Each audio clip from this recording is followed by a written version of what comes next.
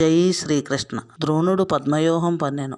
ధర్మరాజు అభిమన్యుని పిలిచి, నాయన శ్రీకృష్ణార్జునులు, నీవు ప్రద్యుమ్నుడు మాత్రమే ఈ పద్మవ్యూహాన్ని ఛేదించగలరు.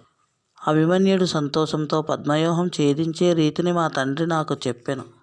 కానీ బయటకు వచ్చే విధానం చెప్పలేదు. అయినా సరే నా బలంతోటి, నా నేర్పరితనంతోటి ఛేదించగలననే ఉత్సాహంతో అభిమన్యుడు బయలుదేరాడు. భయంకరమైన యుద్ధం ఆరంభమైంది.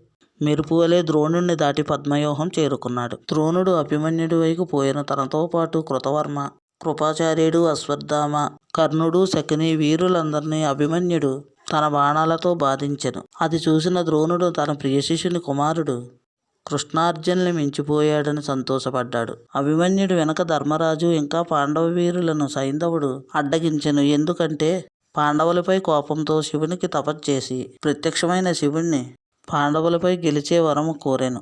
శివుడు పాండవులందరినీ గెలిచే వరాన్ని ఇయ్యను.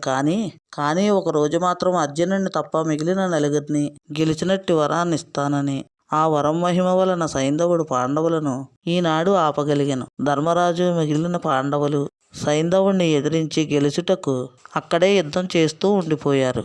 ద్రోణుని ప్రయత్నం వలన కౌరవసేన అభిమన్యుని ఎదిరించి నిలవలేక చెదిరిపోయారు. వారందరినీ చంపిన అభిమన్యుడు దుర్యోధనుడి వద్దకు సాగెను. అది చూసిన కర్ణుడు ద్రోణునితో, అభిమన్యుడు రాజు వద్దకు వెళుచున్నాడని, ఇప్పుడు మనం ఊరికే ఉండకూడదని, దీనికి తగిన పరిష్కారం ఆలోచించమని. అప్పుడు ద్రోణుడు అక్కడ ఉన్న వీరులను చూసి, అభిమన్యుడు బాలుడే కాని సామాన్యుడు కాడు, అర్జునుడంతటి వాడు. కర్ణుడు ద్రోణుడిని చూసి, అర్జునుడు యుద్ధము నేను ఎరుగుదును, కానీ అభిమన్యుడు బాణాలంత బాధ కాదు. దానికి ద్రోణుడు నవ్వి, ఇది కవచాధారణ విద్య. నేను దీనిని అర్జునుడికి చెప్పాను. అర్జునుడు అభిమన్యునికి చెప్పాను. ఈ విద్య ఉన్నవారిని గెలవడం చాలా కష్టం. మోసంతోటే గెలవాలని ద్రోణుడు చెప్పాడు. అప్పుడు అక్కడ ఉన్నవారు అభిమన్యునితో అధర్మ యుద్ధాన్ని ప్రారంభించారు. కర్ణుడు వెనక నుండి అభిమన్యుని విల్లును విరిచెను. ద్రోణుడు అశ్వములను, కృపుడు సారథిని చంపెను. నిరాయుధుడుగా ఉన్న అభిమన్యుడిపై కురువీరులందరూ చుట్టుముట్టారు. అప్పుడు అభిమన్యుడు కత్తిని పట్టుకుని ఆకాశంలోకి ఎగరగానే ద్రోణుడు బల్యంతో అభిమన్యుడి చేతిలోని కత్తిని ముక్కలు చేసెను. కర్ణుడు పలకను ఖండించెను. అప్పుడు అభిమన్యుడు తన రథంపై చక్రమును ద్రోణుని వైపు వేయగా శకుని, కృతవర్మ ఆ చక్రాన్ని ముక్కలుగా చేశారు.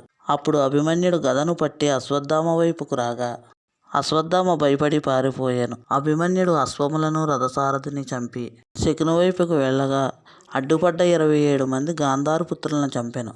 అలా యుద్ధం చేసిన అభిమన్యుని కురువీరులందరూ కలిసి అధర్మ యుద్ధం చేసి అభిమన్యుని సంహరించారు. లైక్ చేయండి, షేర్ చేయండి, మన ఛానల్ను సబ్స్క్రైబ్ చేసుకోండి.